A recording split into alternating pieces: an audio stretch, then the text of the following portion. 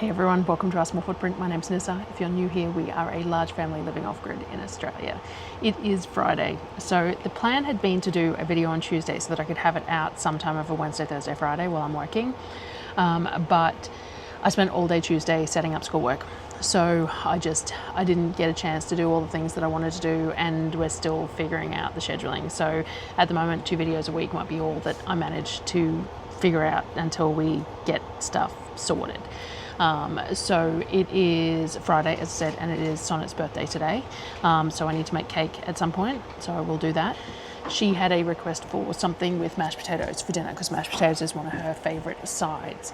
So the plan is I pulled some chicken out of the freezer last night to defrost in the fridge overnight, and I will do some sort of maybe my faux KFC chicken or some sort of a crumbed chicken in some way, and cook that up for having with some mashed potatoes, steamed veg and gravy. And I pulled 4 kilos of chicken out in total because I'm going to try and do the whole lot this afternoon so that there's some extras for other things, whatever else I want to use it for. I'm just trying to get some more than a meal cooked at a time, because that's the problem, is that I tend to only cook one meal and a bit at a time because I was always home, and now with the added 2 days at work and the school coming back and things, it's become a little more complicated. So, but for lunch today, I'm going to make a batch of savoury scrolls because I was going to do that the other day, and I didn't do it. So I'm going to do one of my normal batches of the brioche dough, but adapted for scrolls. I really need to get this written up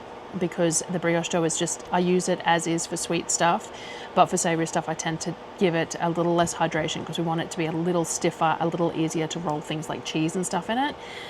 So we're just going to back off the hydration a little bit on that, and we'll make a cheese and Vegemite ones, very classic Australian cheesy mite scrolls, and some pizza ones. So I'll do my normal brioche dough, split it into 2 scrolls, get 2 trays of scrolls done, and that will be lunch and afternoon tea for today. And then I will decide what I'm going to do in the way of a cake, and we'll get dinner sorted, and I'll figure out what else I'm getting done as I go along. It's still hard at the moment, the whole figuring it all out, but let's get the dough sorted. So I might try and take some photos while I'm doing this, and then we can try and get this one up on the website. All right, so we're going to stick with we're going to do the 180 odd grams of milk or cream. I don't know why I had milk in the fridge because I've been using that UHT milk and I didn't think about it. I opened a tin of coconut cream because that's what I've always used before, but that's fine. Some sort of milk, cream, 180 grams. We're going to put 720 mils of water. So we'll bring that up to the 900 mark. Alrighty. And then we're going to add our yeast, and we're going to do sort of 25 grams of yeast. We're going to do about the same in salt. We're going to do 100 grams of oil, which will give it some of that silkiness. All right, so now we've got and I'm going to add some sugar. Let me grab that. Now this is a savoury scroll, not a sweet one, so we just want about 25 grams of sugar. And that's just going to help with the yeast and stuff, but it's not going to overly sweeten the dough. All right, now all that in there comes to about 1.08 kilos, or 2 pounds 6 ounces. All right, so what we're going to do onto that is I'm going to add 1,500 grams of flour, and that's going to bring it up to about the 2.5 kilo mark. That's the plan, is we're going to bring it up to about the 2.5 kilo mark, and then when we split it, we'll have 2 lots of 1,250 grams for the 2 lots of scrolls.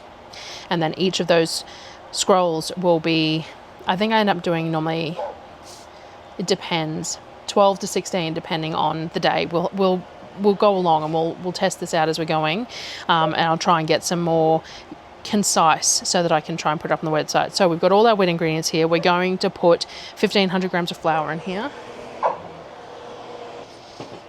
All right, so we've got 2.5 grams total. I've got my dough hook. We're going to stick it on the KitchenAid and we're going to bring it together on low, and then we'll turn it up to 2 to get it into a smoother consistency. All right, so we've got the dough. So you can see that it's still nice and silky like the brioche dough, but it's a little less tacky. That was the goal.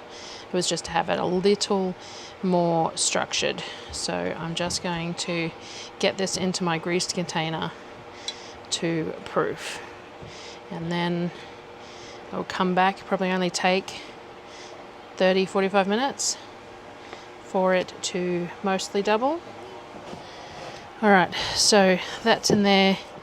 I'm gonna let it double 30 minutes, roll it out, and then we'll get it going for the savoury scolds. I might grate some cheese in the meantime. Right, I mixed up about 1/4 cup of ghee with about the same in Vegemite to make it easier to spread. It doesn't have to be smooth, just the ghee will help the Vegemite spread. And then I've got 1/2 block of cheddar here that I'm going to shred up using the spinny thing. I can shred grate cheese in my Thermomix. I do have the attachment to do it, and I can just do it in the bowl if I don't want it in nice looking shreds, but I kind of want it in the nice looking shreds for melting purposes for the scrolls, and I find it easier to clean this than the cutter for the Thermomix, and it's really easy to use. So I'm really, though having that up on the board is causing issues. I really do find this just really simple to use. Mind you, it's not sticking to my bench for some reason, which if it was would make life an awful lot easier, and I'm not sure where the plunger is, so you know, but I do find it pretty simple to use. So I will use this, and I'll probably use some of the pizza cheese as well. This won't be enough, but I don't want to open another block either. And I do have some pizza cheese in the freezer that Apollo might grab out for me. The open bag of pizza cheese.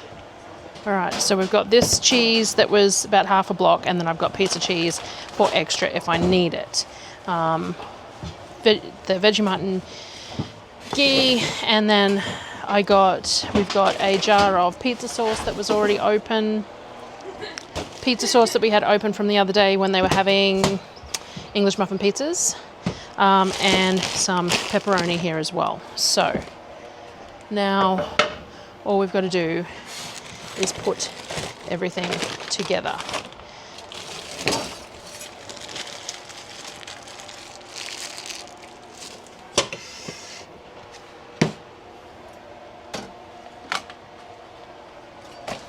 So in regards to the dough, it could probably go a little bit longer. Honestly, I'm being very impatient, but we're going to let it proof again. So I'm going to just deal with it. And we want around about 1/2 for each flavour. So I'm just going to, that was almost exactly half, 12.50. All right. So what I'm going to do is we're going to spread this one out. So we're just going to pull this out. We're just going to stretch it out to the size of the white bit. Yeah, so like we normally do.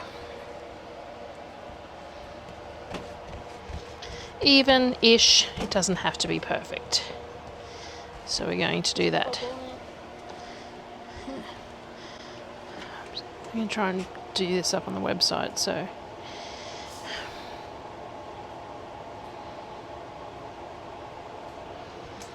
alright, that's the Vegemite and butter. So Vegemite and ghee, and we're just going, it doesn't, but it's too hard to spread if you don't mix it with the ghee first. So we've got about 3 tablespoons of Vegemite, about 1/4 cup of ghee, and we're just going to spread it as well as we can. It just doesn't look very good. Yeah. So we want to spread that. Probably could have done it in like a gouge cup or something, or with a whisk, but the bowl that I picked was a bit small to whisk in. So all we're doing is we're spreading it as best we can. Leave a gap at the very top, but edge to edge everywhere else. Do you want to get 2 baking trays out for this one and then the pizza scrolls? Now, not everyone likes Vegemite. I don't know who likes Vegemite. I know that Darryl doesn't like Vegemite. I really like Vegemite though, so Sonnet does as well, and it's Sonnet's birthday, so there you go. Alright, and then we're going to put a generous amount of cheese. We're going to put a little bit of cheese on the top as well, because it looks nice when it's cooked that way. So we're going to put a generous amount of this cheese on. Probably sort of 250 grams. A couple of cups. Like that. Try and fill in gaps. Like that. And then we're going to roll. So like anything, if you roll, keep the edges square and then bring the middle to meet, you'll end up with it as the most even. Now, this dough is, as I said, it's slightly stiffer than my standard brioche dough, which makes it a little bit easier to roll, but it's still a fairly loose dough because we want it to have that extra hydration and that extra richness from the cream and that, because that's what leaves the dough really nice and soft and silky. To the end, bring the, and I forgot to take a photo of it before I rolled it, of course. This is why my recipes don't end up on the website, honestly, is because I just forget to take photos.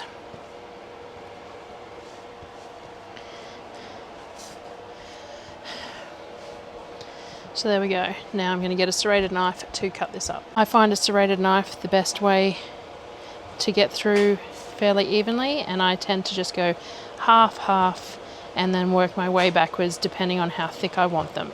So we can then do these into 3, into 4. So we've got 4, 8, 12, 16, which is around about what I normally do. Just what I said before, but I wasn't sure if I was remembering right. But yes, I normally do about 16 scrolls per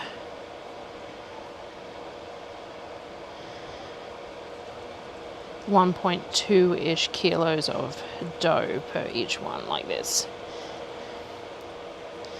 Now, I've said this before when I make scrolls, but if you want the scrolls to be nice and neat and evenly rolled and everything else, you need to use a stiffer dough. I like this loose dough because I like the flavour of it, and I think it's worthwhile dealing with the looser dough for that purpose. So we've got a baking tray.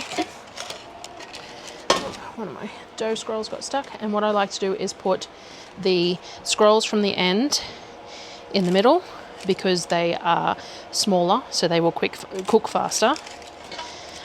So I find that by going from the outside edge of the scrolls in means that they are, the smaller ones are in the middle, the bigger ones are on the outside, and it just cooks more evenly. Now, when I've arranged these, I haven't done it in the best way possible.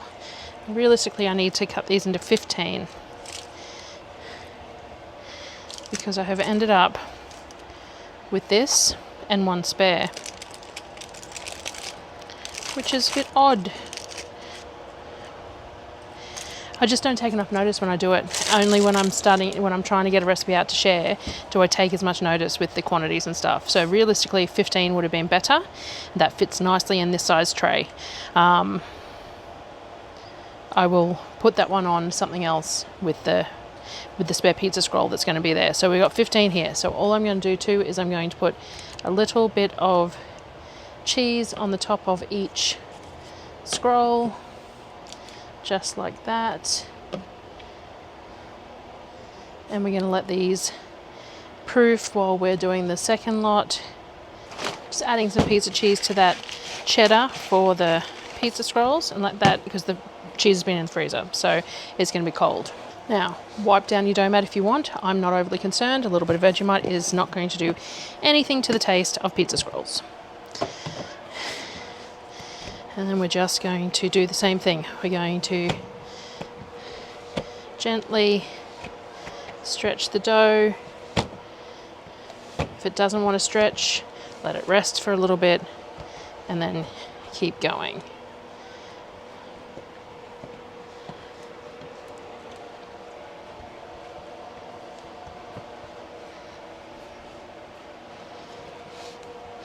But this is a very easy to handle dough with that added milk in there, with that added oil in there. The hydration's good, but not too hard to handle, all those things. So it's pretty forgiving. You can flour the mat too, or oil it if you want. I haven't been because I'm not overly concerned about the little bit of sticking. All right, so we've got pizza sauce that we're going to, this is homemade, home-canned pizza sauce. It's probably a little wetter than you really want. You could use tomato paste instead, but it's tasty. So I'm going to use it because I made it to be used, and yeah, it tastes good.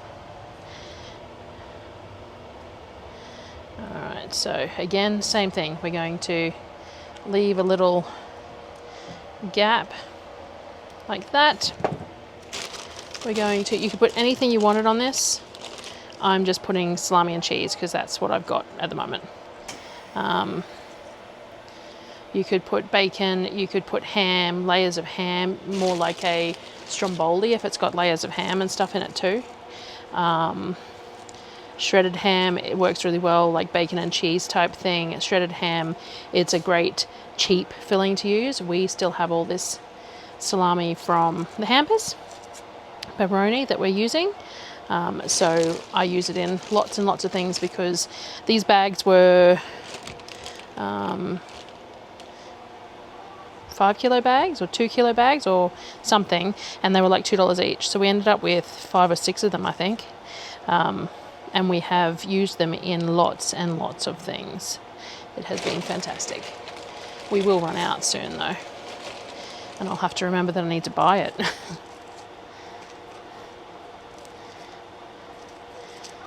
So these are nice with chicken and cheese. You can do them with mayo, cheese and chicken. That's really nice too. I might have to do that at some point. Mayo, cheese and chicken on these is delicious. A little bit of barbecue sauce, mayo, cheese and chicken is a favourite of mine too. I don't know if everyone would like that, but I like that. Now these are going to take a little bit longer to do their second proof than the other one because the pepperoni is cold. So it's going to slow down the proof a little bit. So I may end up turning the oven on and cooking the cheese and Vegemite ones, and then letting these proof over the warm oven while they're going. We'll see. But anyway, it's easier too if you have like shredded ham, and or like if you shredded some of this up and you're just sprinkling it rather than sitting here placing it all. So you can do a mix too. That's something that you can do. I didn't think about that. I have some chicken, like rotisserie chicken in the freezer, shredded rotisserie chicken. That would work really well. So you could just pull it out and defrost it, and then you could just sprinkle that with a bit of bacon if you wanted, or just cheese and mayo like I was saying. That would work really well. So then we have our cheddar and pizza cheese mix here.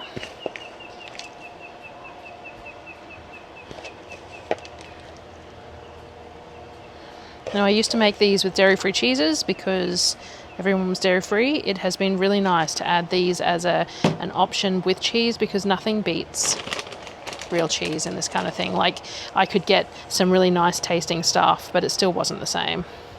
And I would go without a lot of the time because I would just eat what I made the kids because it didn't seem fair otherwise. So it has been nice to add cheese back into the mix. All right, so we've got that pepperoni, cheese, pizza sauce. That's all I'm going to do. And I'm just going to roll these ones up. Same process. Pizza ones are still cooking because the frozen pepperoni meant they took a bit longer to proof. But the Vegemite cheese ones are done and look fantastic. So we will start on these. You know, one of these, one of the pizza ones afterwards, whatever they want. Leftovers can go in the fridge to be eaten, warmed up, whatever. So this is what they look like. and the pizza ones. Now that glare is like impacting things, isn't it? But that's what they look like. Totally delicious. So most of the kids were happy with the Vegemite. Darryl didn't like them. Lorcan and Kavik weren't huge fans, but everyone else liked it. I probably could have gone a little bit lighter on the Vegemite, but I enjoyed it. Sonnet enjoyed it. That was sort of who it was made for, so these are heavy. Alright. Look at that. That is just gorgeous. So, lovely soft pull apart bread in the middle. This lovely flaky. It's just a really nice dough, really nice. Just good all over. So that's the pizza ones. All right, it's now 3:30 because it has hit 40 degrees today. Again, it is so hot. It is so uncomfortable. It is so gross. So, all the pizza scrolls got eaten, about half the Vegemite scrolls. The pizza scrolls are definitely the preferred. It's fine. I need to make Sonnet a cake. I'm going to make a really super simple chocolate cake. I'm going to put about 100 grams of butter in. So we got 100 grams of butter, and I'm going to put 125 grams of dark chocolate.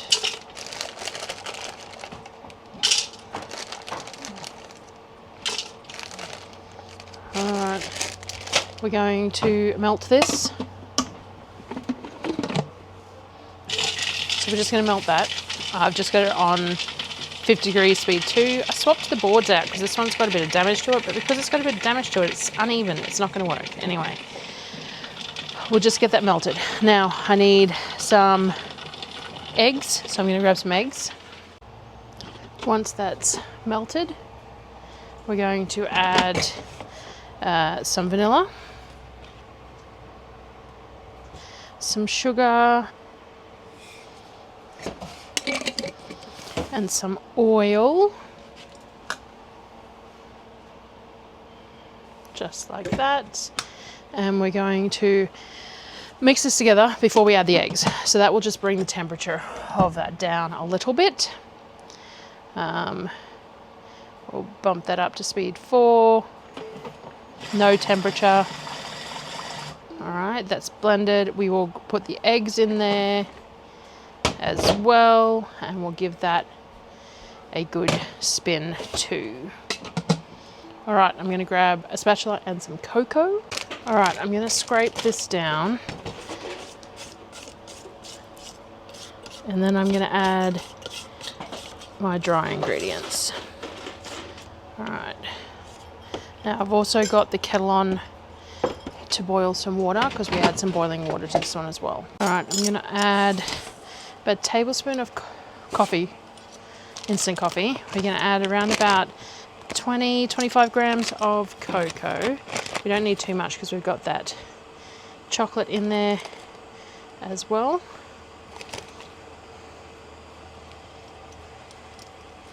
All right. And then we're going to add some baking powder.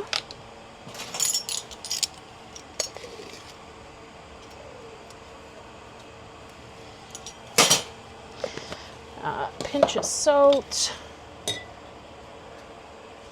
and we're going to add about 150 grams of flour.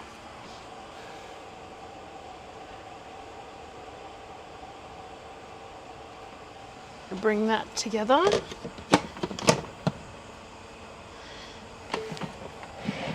Just for like 10 seconds. I'm going to scrape it down, and then we're going to add the boiling water as well. So it's a thick consistency at the moment. And we're going to add 250 mils of boiling water to this one. as well. My kettle just hasn't quite boiled yet. All right, and then we're going to add 250 mils of boiling water straight in and give it a quick whiz. The oven is preheating. We cook this on a fairly low temperature, sort of 150, 160 Celsius, for about 40, 50 minutes. And this will have a really nice fudgy texture. So the batter is really thin. I have a feeling this pan is the wrong size pan, but kind of stuck with it. I have some lumps here too.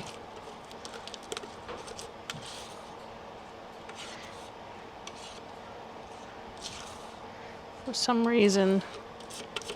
Oh well. If we're going to ice it, they can have it with ice cream, they're not going to care. I'm not sure why that ended up that way, and I am pretty sure this pan is going to end up being too small. I'll put it on a baking tray so that if it overflows at least on a baking tray. So yeah, 45, 50 minutes, 160, fudgy cake. This was the only tin I could find.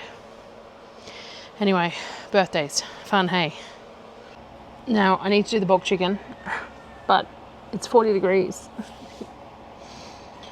So I'm going to wait, and who knows, maybe we'll have cake and then dinner because it's hot,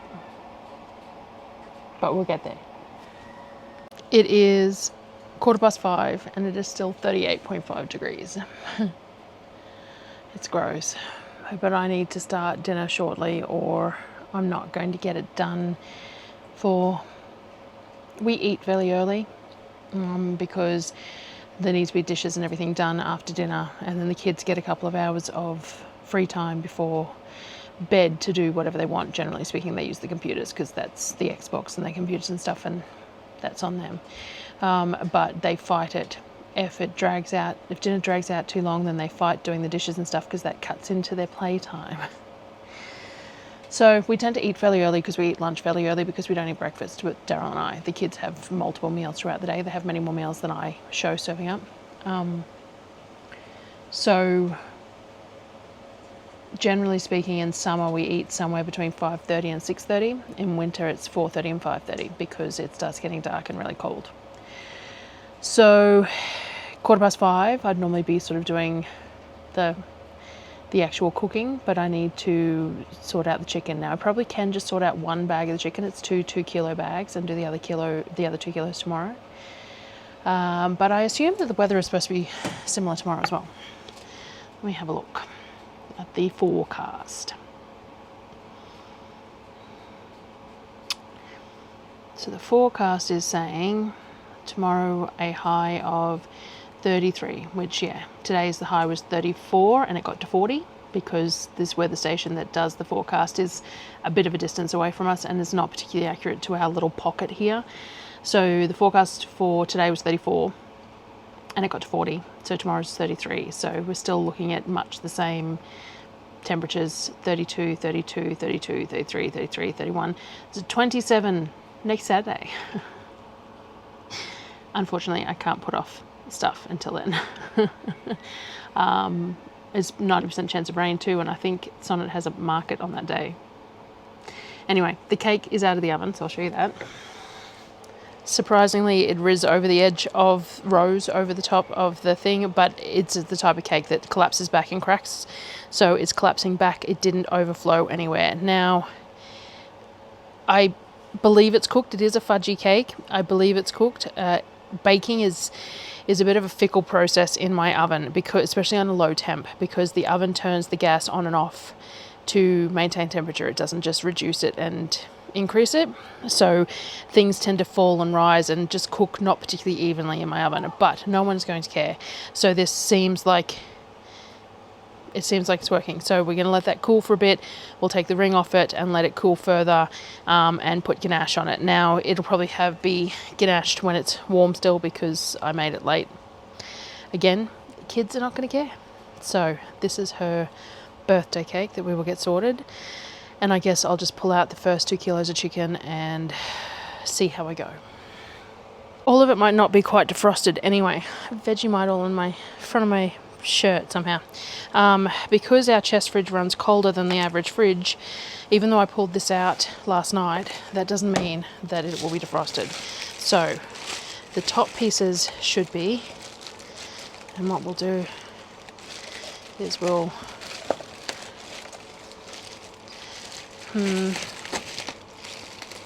yeah, there's still a fair bit in here that's not, which is fine. You can cook it from frozen, and once you fillet it, it's fine. But seeing as it's so hot and I didn't really want to cook it all up right now anyway, I'm going to pull, so there's still a little bit of ice in them, but might just stick with those 4.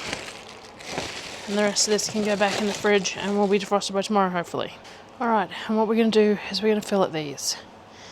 So, let me grab a bowl, and then all I'm going to do is thinly slice fillets. Now, because this is still slightly frozen, it actually makes it easier to get nice thin fillets, which is just a boon. Surprised I haven't seen a cat yet. Normally as soon as I get raw chicken out, I am joined by pussycats. Oh, speak of the devil, I've just seen one walk around the corner. I know, it's bad, but I tend to feed her little tidbits of chicken offcuts when I'm cutting raw chicken. The dogs get plenty of other treats, so the raw chicken is generally saved for Dolores, is the one who's normally around. And it's naughty of me, but it's fun to have a cat that likes to come and join me in the kitchen. You see her on the video quite often. Alright, so I'm just going to do this with all 4 of these, and then wash my hands again, and I'll bring you back. Now, normally I make my faux KFC seasoning. Salt, pepper, smoked paprika, garlic, onion, all those sorts of things. I know it's hard to believe, but I appear to have emptied my jar of smoked paprika, and I don't appear to have any left to refill it. I was sure that I had more, but one of the kids did some cleaning of a shelf for me, and there was things that went in that garbage bag that I don't reckon were rubbish. As kids are inclined, the quickest way to get a job done is to throw everything out. I think I had a 500 gram bag of smoked paprika that has been turfed. So, do you know what I'm going to do? I'm going to use the ramen seasoning. It's got smoked paprika, it's got salt, it's got pepper, it's got onion, it's got salt, all those sorts of things. I'm going to add a little bit of extra white pepper to it to give it a little bit more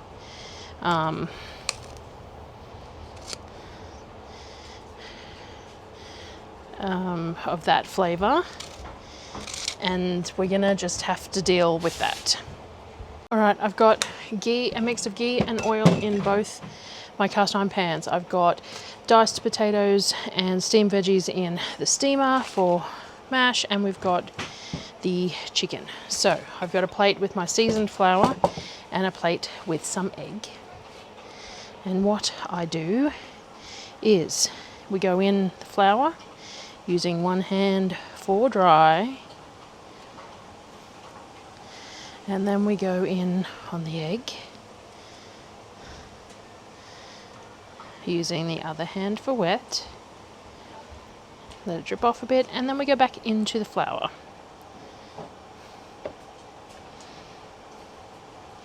And we have our seasoned chicken. Pans are getting nice and hot, so I'll get a couple pieces done first. So dredge in seasoned flour, in the egg, back in the seasoned flour.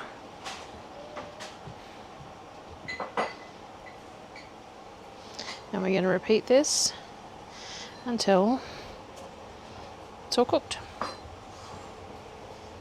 Alrighty, and this is Sonnet's requested birthday dinner. We have gravy, faux KFC chicken tenders. So we've got these fillets rather than tenders, I suppose, but faux KFC.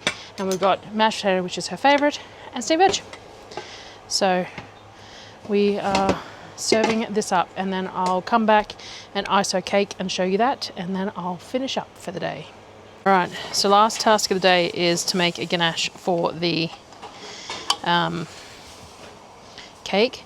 I'm going to warm up some coconut cream in the double boiler. Can you grab me a clean whisk, please? And then I've got some chocolate melts here to whisk into it.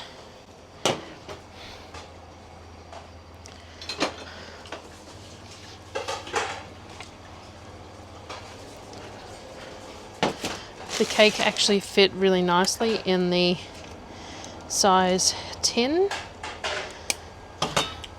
It has cooked up really nicely, so that's cool. So we've got a whisk, so we're just heating the coconut cream up. Now I'm just using coconut cream because I had some open from the buns, but because we're doing dairy I could just use normal cream, but because I had coconut cream open it just made sense. It's what I've always used before.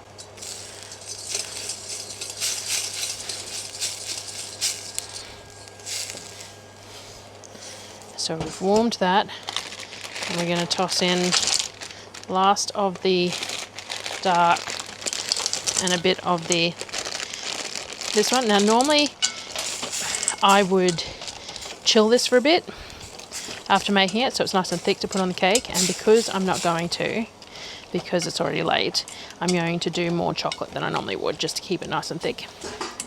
So I'm going to put this back on the heat to create a bit more heat. Now realistically, no matter what I do, this is going to be a little bit thin. And we're not going to be able to decorate it quite the way I would if it was chilled. Now we can, it's already 7:30, so I think we're just going to slice the cake and maybe put a scoop of the ganache on it, rather than, otherwise I have to chill it. I think we'll just cut the cake, put pieces on plates, put a little bit of ganache on it, we'll put the rest of the ganache in the fridge, and we'll do something else with what's left over tomorrow. Yeah? Yep. Alright, so we get a knife. I should have done this earlier in the day, but I didn't want to do it too early because if it's too chilled, then it wouldn't work either. So, you know. So this should be nice and fudgy in the middle.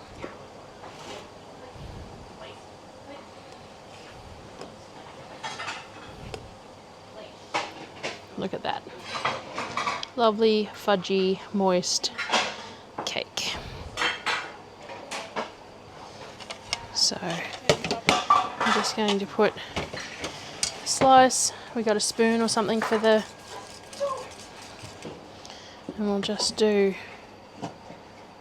a little drizzle of, oh, you want sprinkles on, do you? Crushed candy cane. Crushed candy cane sprinkles for Sonnets. Everything. Yeah. So there we go.